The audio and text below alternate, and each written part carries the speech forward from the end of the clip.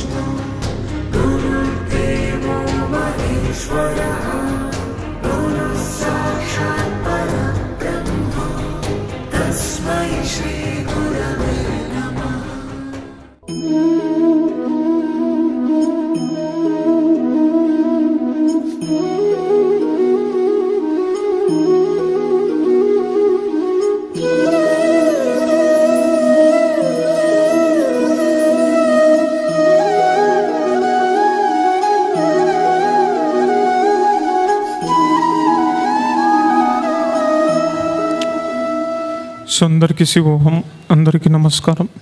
చాలామందికి నేను last year కూడా చెప్పడం జరిగింది అసలు ఈ చీరలు ఎందుకు పంపిణీ చేస్తున్నామో. సో ముఖ్యమైన ఒక 2 విషయాలు నేను చెప్పాలి అని అనుకుంటున్నాను. మొట్టమొదటిది, అమ్మ ఒకసారి అడిగింది, సో మనము చీరలు పంచుదామా అని అన్నది అనమాట. ఇది సుమారుగా ఒక 3 సంవత్సరాల క్రితం. సరే ఓకే చేద్దాము, ఎప్పుడు చేద్దాము అని అనుకున్నప్పుడు 2023లో ఒక 500 చీరలు ఇంటి దగ్గరే పంచడం జరిగింది. సో దాని తర్వాత క్రిత సంవత్సరం అంటే లాస్ట్ ఇయర్ 2024లో మళ్ళీ ఒక 2000 వరకు పంచాలి అనే సంకల్పంతో సుమారుగా 2000 చీరల వరకు లాస్ట్ ఇయర్ పంచడం జరిగింది.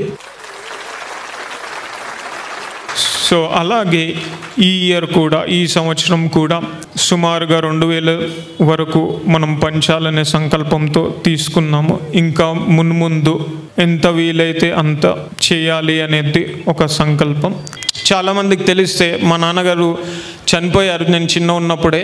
సో మా అమ్మే నాకు మొత్తం కాబట్టి తనే నా ధైర్యం ఎప్పుడైనా సరే, తనే నా ఇన్స్పిరేషన్ అన్నమాట. సో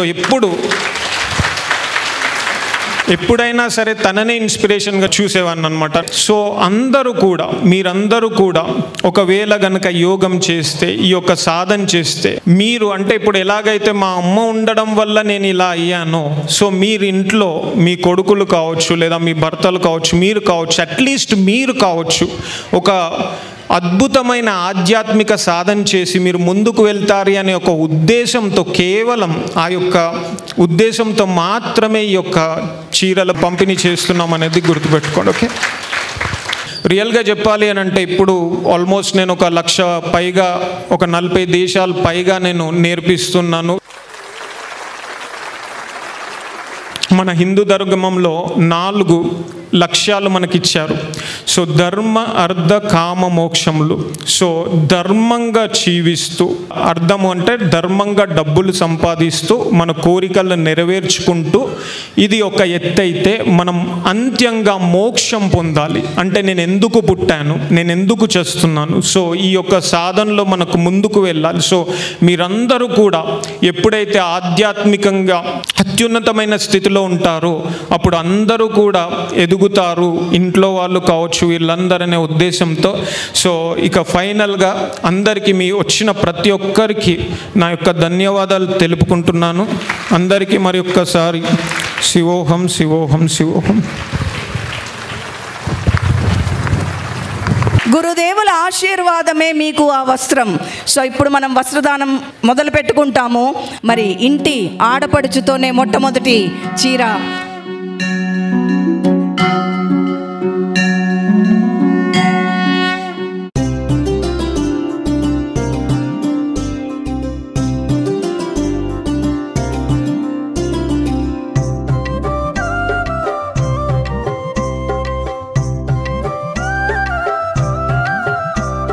జీవేశ్వర యోగి తలువ జీవమొచ్చెను, ఆహా ప్రాణం లేసి వచ్చెను. జీవేశ్వర యోగి తలువ జీవమొచ్చెను, ఆహా జీవమొచ్చెను.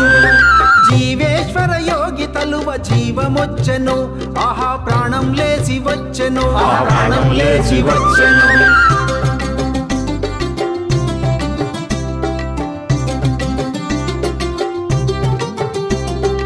ఒక్కసారి తలువగానే మనసు కుదుట పడ్డది, మనసు కుదుట పడ్డది. అది ఇంకా సదురుకున్నది, అది ఇంకా సదురుకున్నది. జీవేశ్వర యోగి తలువ జీవమొచ్చెను, ఆహా ప్రాణం లేచి వచ్చెను, ఆహా ప్రాణం లేచి వచ్చెను.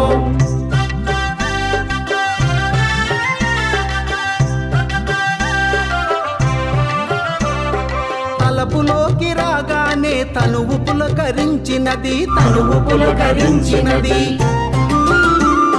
జీవేశ్వర యోగి తలువ జీవమొచ్చెను, ఆహా ప్రాణం లేచి వచ్చెను, ప్రాణం లేచి వచ్చెను.